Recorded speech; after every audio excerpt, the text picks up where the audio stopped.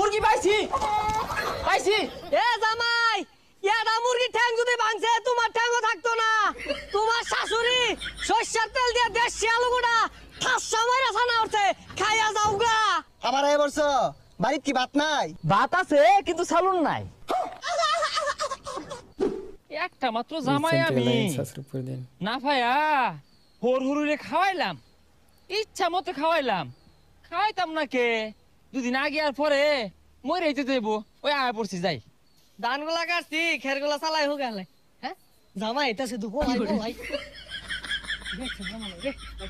আমি এনে দু কি খুঁজু জামাই কালকে না বাইতে গেলা, আজকে আবার আইবর থাকে বাড়ির ভাত নাই।